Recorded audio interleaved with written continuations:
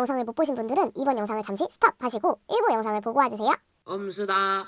제왕절개 같은 경우에는 빠르면은 30분, 늦으면은 한 50분? 병원마다 다르긴 한데 그 정도에서 다 끝나고 수술이 끝난 후에 회복을 하고 마취제를 맞고 그러고 나서 바로 움직이질 못했어요. 하루 정도는 그냥 누워있고 온몸에 힘을 줄 때 배에 힘이 들어가잖아요. 말할 때, 먹을 때, 앉을 때, 설 때 그게 정말 힘들어서 옆에서 남편이 도와주지 않으면 화장실도 못 갔어요. 혹시 자연분만 때는 어떠셨나요? 자연분만은 아무래도 회복 속도가 빠르다 보니 하루 지나면 거의 저는 일상처럼 생활을 할 수 있었는데 이제 자연분만을 할 때 여자들이 흔히 말하는 3대 근육이라고 하죠. 회음부절개, 관장, 제모. 그래서 첫째 때는 제모를 이제 면도기 가지고 밀어주세요. 근데 그게 일단은 너무 수치스러웠고 이제 오로를 하게 되면 생리대를 차고 있어야 하기 때문에 털이 나면서 너무 불편했던 기억이 있어서 둘째 때는 왁싱을 하고 갔던 기억도 나고 회음부 절개는 이제 아이가 나오려면 좁은 입구를 통해서 나오기 때문에 절개를 해서 아이가 나와야 해요. 근데 그게 진통할 때는 아픔을 모르는데 낳고 나면 너무 아프고 그거 회복하는데 한 일주일 정도 보통 걸린다고 해요. 저는 이제 3일 만에 다 아물어서 금방 회복을 한 케이스예요. 아, 자연분만 진짜 빠르네요. 네. 저는 일주일이 넘게 아파가지고 조리원에서도 어기적 걷고 다른 산모분들이 자연분만 하셨어요? 네. 아니요, 제왕절개요. 근데 왜 다리를 그렇게 걷기가 너무 힘들어요? 엄살이 아니라 너무 아파가지고 세상에서 내가 겪어봤던 고통 중에 제일 아팠어요. 제일 오래 갔고.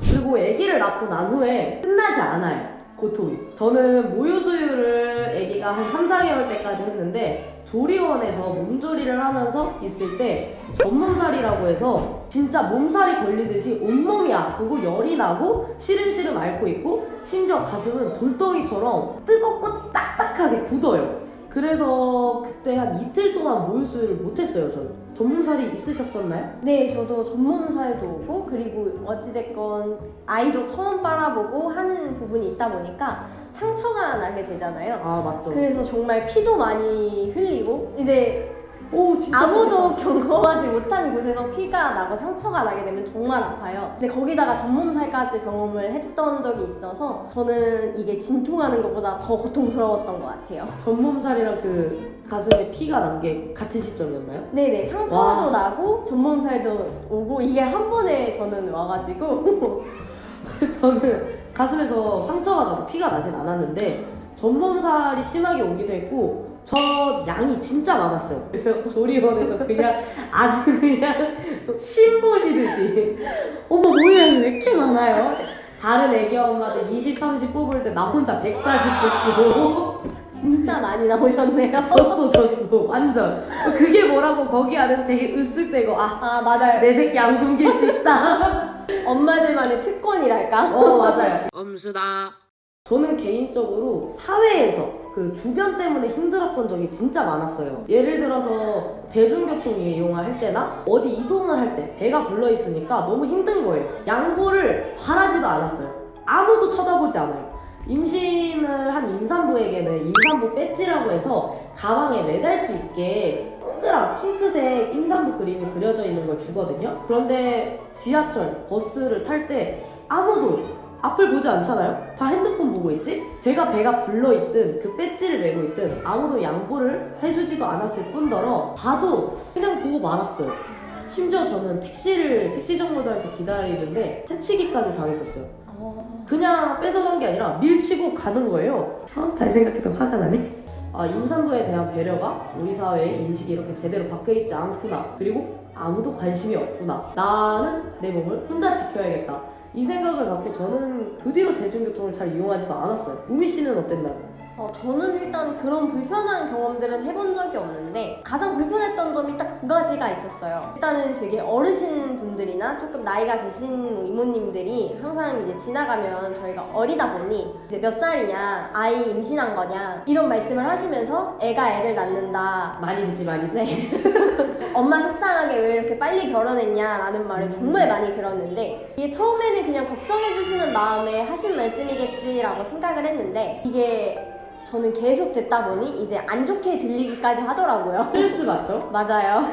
그리고 저는 산부인과를 이제 주기적으로 가서 아이를 확인해야 하잖아요. 그렇죠. 근데 이제 저희 남편 같은 경우는 일이 바빠서 병원을 같이 가는 날이 정말 적었어요. 아이를 낳을 동안 병원을 못해도 15번 정도는 가잖아요. 근데 그 중에서도 5번도 채 같이 못 가줬었거든요. 그러면 이제 거기 의사 선생님 분이, 간호사 분이 저한테 물어봐요. 생년월일이 어떻게 되세요? 물어보면 이제 저는 뭐 00년생이에요 라고 얘기를 할 텐데 이제 배가 불러서 혼자 가다 보니 주변에서 제 나이를 듣고 아 쟤는 미혼모인가 보다 라고 이미 단정지어서 얘기하시는 분들도 정말 많더라고요.